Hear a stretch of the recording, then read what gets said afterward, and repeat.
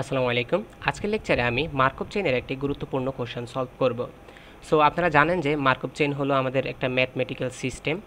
যেই ম্যাথমেটিক্যাল সিস্টেমে আমাদের যে ডিফারেন্ট স্টেট থাকে, লেটস সাপোজ এখানে যদি একটা স্টেট এ থাকে, একটা স্টেট বি থাকে, ডিফারেন্ট স্টেটের মধ্যে যে ট্রানজিশন হয়, সেই ট্রানজিশনের প্রবাবিলিটির মডেল তৈরি করতে আমাদের এই মার্কভ চেইনটা খুব কাজে লাগে।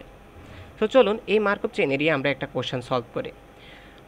অন এনি গিভেন ডে, যে কোনো দিনে হইতে পারে, গ্রে নামের একজন ব্যক্তি ইজ আইদার চেয়ারফুল, সি সংক্ষেপে, সো অর গ্লাম, মানে হলো হয় সে খুশি থাকবে, না হয় সে মোটামুটি থাকবে, না হয় সে বিষণ্ণ থাকবে।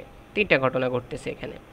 If he is cheerful today, he will be cheerful so and glam tomorrow with probability এত, মানে আজকে যদি সে চেয়ারফুল থাকে, আজকে যদি সে খুশি থাকে, তাহলে তার খুশি থাকার পরের দিন খুশি থাকার সম্ভাবনা 0.5, তার পরের দিন সোসো থাকার সম্ভাবনা 0.2, গ্লাম থাকার সম্ভাবনা 0.3। ঠিক সিমিলার হইতে যদি সে সোসো থাকে, তাহলে তার খুশি থাকার সম্ভাবনা 0.2, সোসো থাকার সম্ভাবনা 0.5, গ্লাম থাকার সম্ভাবনা 0.1। এখন আজকে যদি গ্লাম থাকে, তাহলে পরের দিন তার খুশি থাকার সম্ভাবনা 0.1, তার মোটামুটি থাকার সম্ভাবনা 0.3, এমনকি বিষণ্ণ থাকার সম্ভাবনা কত 0.6। সো কোশ্চেনের এটা আমরা উদ্দীপকটা পড়লাম। এখন দেখেন প্রথম কোশ্চেনে কি বলছে, from transition probability matrix, form মানে আমাদের ট্রানজিশন প্রবাবিলিটি ম্যাট্রিক্সটা কী করো, তৈরি করো। ওকে, আমরা এখন ট্রানজিশন প্রবাবিলিটি ম্যাট্রিক্সটা তৈরি করব। এটা হলো আমাদের ট্রানজিশন প্রবাবিলিটি ম্যাট্রিক্স। সো কীভাবে তৈরি করলাম, এখানের মধ্যে আপনাদের যদি ইনফরমেশনগুলো দেখাই, আমাদের বলতেছে যে চেয়ারফুল হওয়ার সাপেক্ষে, মানে আজকে যে সে খুশি তার সাপেক্ষে পরের দিন সে খুশি থাকবে না, আমাদের সে মোটামুটি থাকবে না মন বেজার থাকবে, তার একটা প্রবাবিলিটি দিছে। সো আমরা এটাকে যদি টুডে কল্পনা করি আর এটাকে যদি আমরা টুমোরো কল্পনা করি, সো আজকে সে খুশি থাকবে, তার সাপেক্ষে কালকে 0.5% প্রবাবিলিটি আছে সে খুশি থাকবে, 0.2 প্রবাবিলিটি আছে যে সে মোটামুটি থাকবে, 0.3 প্রবাবিলিটি আছে যে সে গম্ভীর বা বিষণ্ণ থাকবে। সিমিলার হইতে আজকে তার যে সে মোটামুটি আছে, সে মোটামুটি সাপেক্ষে কালকে তার খুশি থাকা, তার মোটামুটি থাকা এবং কি বিষণ্ণ থাকার প্রবাবিলিটি। ঠিক সিমিলার হইতে আজকে যে সে বিষণ্ণ আছে, তার সাপেক্ষে কালকে সে খুশি থাকা, মোটামুটি থাকা এবং কি বিষণ্ণ থাকার যে প্রবাবিলিটি সেটা। এই যে সবগুলোকে একসাথে করে ম্যাট্রিক্সটা তৈরি করলেন, এটাকেই বলা হয় ট্রানজিশন প্রবাবিলিটি ম্যাট্রিক্স। আমাদের যে একটা স্টেট থেকে একটি স্টেটের ট্রানজিশন হবে, তার একটা প্রবাবিলিটি ম্যাট্রিক্সটা তৈরি করা হয়েছে। এখন চলুন আমরা সেই ট্রানজিশনের ডায়াগ্রামটা তৈরি করে ফেলি। সো সেকেন্ড কোশ্চেন এটাই যে state or transition diagram. So এখানে দেখা যাচ্ছে যে আমাদের স্টেট কয়টা, একটা, দুইটা, তিনটা। সো আমরা ড্র করে ফেললাম সি, এস অ্যান্ড জি। তিনটে স্টেট আমরা কী করে ফেললাম, ড্র করে ফেললাম। এখন দেখেন সি থেকে সি 0.5, মানে হলো সেলফ লুপ, সি থেকে সি 0.5। ওকে, এরপরে সি থেকে এস, সি থেকে এসের যদি আপনারা এটা ড্র করেন, ড্র করার সময় এভাবে চিন্তা করবেন যে সি থেকে এস। সো ওকে 0.2 দিলেন। এরপরে সি থেকে জি, সি থেকে জি ড্র করবেন, দিলেন কত 0.3। ঠিক সিমিলারতে এস থেকে সি, এস থেকে যদি আপনি সির দিকে যান, এদিকে যান, তাহলে কত 0.2। এরপরে এস থেকে এস, এস থেকে এস মানে হলো সেলফ লুপ, ওকে 0.7।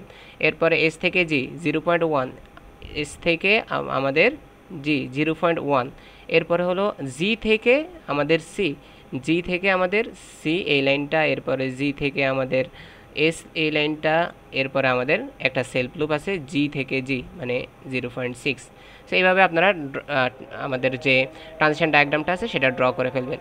এর পরবর্তীতে calculate retention, loss and gain. So এটা আমরা ম্যাট্রিক্স অথবা আমাদের ডায়াগ্রাম থেকে খুব সহজে ড্র করে ফেলতে পারি।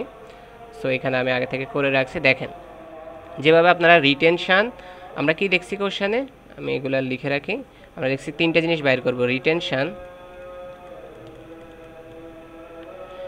আমরা তখন লিখব যখন আমাদের সেলফ লুপ থাকবে। তারপরে আমাদের লস আর আমাদের গেইন। সো লস যেটা হয় সেটা হলো নিজ স্টেট থেকে অন্য স্টেটে গেইন। আচ্ছা আমি বিষয়টা দেখাচ্ছি, সলভ করলে আপনারা বুঝতে পারবেন। দেখেন এখানের মধ্যে আমাদের একটা স্টেট হচ্ছে সিসি, সিসি হচ্ছে কত 0.5 আছে, রাইট? সিসি আছে আমাদের কত 0.5। সো তার মানে 0.5কে যদি পার্সেন্টেজ প্রকাশ করেন, 100 দিয়ে গুণ করেন, তাহলে কত আসবে 50%। তো সিসি এর ভ্যালু 50%, এটাকে বলা হইতেছে রিটেনশন, মানে এখানে সেলফ লুপ ঘটতেছে। এভাবে আমরা সকল সেলফ লুপ লিখে ফেলবো আগে। সো এসএস এর কথা যদি বলি তাহলে 70%, তাও রিটেনশন। জিজি এর কথা বলি 60%, এটা হবে রিটেনশন।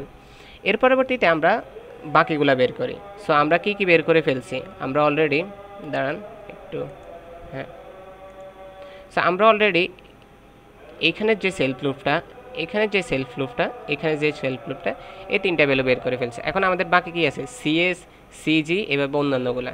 তো সিএস যদি আমরা বের করি, এভাবে সিএস যদি বের করি, এখানে আছে 0.2। তো সিএস এর ক্ষেত্রে 0.2কে লেখা যায় কত, 20%। সিএসটা কোন দিকে হইতেছে, এই যে এইখান থেকে এইখানে, না এটা না, সরি, এটা সিএস। ওকে, এখানে কত লেখা, 0.2 লেখা। তার মানে আমরা কি লিখতেছি, গেইন হইতেছে আমাদের এস এর দিকে, মানে এস পাচ্ছে, সি থেকে যাচ্ছে, তাই না, সি থেকে এস এর দিকে যাচ্ছে। তো আমরা লিখবো gain S loss C, gain S loss C. So এটাকে শর্টকাটে আপনারা লিখতে পারেন। পরে যেটা থাকবে সেটা হবে গেইন, প্রথমে যেটা থাকবে সেটা হলো লস। এভাবে আপনার সংখ্যা মনে রাখতে পারেন। এখন যদি আপনাদেরকে আমি সিজি দেখাই, এখানে যে সিজি আছে, এই সিজিটা কত, সিজি এখানে যে দেখতে পাচ্ছি আমরা 30%, রাইট। সো এই 30%টা আমরা এখানে লিখব। লেখার পরে গেইন অফ জি, জি এর দিকে গেইন, তো সি থেকে এই যে জি, সেদিকে আমরা কি পাচ্ছি, গেইন পাচ্ছি, রাইট। সো গেইন কত পার্সেন্ট, 30%। গেইন জি, লস কত, সি, লস কত, সি। ওকে, লস কেন বলতেছি, যেহেতু সি থেকে জি এর দিকে যাচ্ছে, সি থেকে যেহেতু জি এর দিকে যাচ্ছে এই কারণে বলতেছি। ডায়াগ্রামটা উপরে হয়ে গেছে বেশি। সো এইখানে যে সি থেকে জি যাচ্ছে, যেহেতু সি থেকে যাচ্ছে সি হবে লস, যেহেতু জিতে আসতেছে সুতরাং জি হবে গেইন। সো এইভাবে করে আপনারা আশা করি সবগুলো ভ্যালুই বের করতে পারবেন। সো এখান থেকেও করতে পারেন অথবা এখান থেকেও করতে পারেন। সো শর্টকাটে যদি আপনারা করেন, দেখেন সি, আমি যদি ডায়াগ্রামটাকে দেখি, আমরা এখান থেকে কী কী পাবো, আমরা প্রথমে সিসি পাবো, ওকে এটা, এরপরে পাবো সিএস, এরপরে পাবো সিজি, সিজি সবগুলো ভ্যালু বাইট করবেন। এরপরে এসসি, আপনারা এসসি পাবেন, এরপরে পাবেন এসএস, এসএস, এরপরে পাবেন এইচজি, এইচজি, এরপরে জিসি, জিসি, এরপরে জিএস, জিএস, এরপরে আপনারা পাবেন জিজি, জিজি। সো অবশ্যই ডায়াগ্রাম দেখে আমি যে কনসেপ্টটা বলছি, আপনার সি থেকে এই ডিরেকশনটা এদিকে যাচ্ছে, তো সি হবে লস, এসের দিকে যাচ্ছে এস হবে গেইন। সো এভাবে করে লস এবং গেইন আমাদের পাশে লিখে ফেলতে হবে।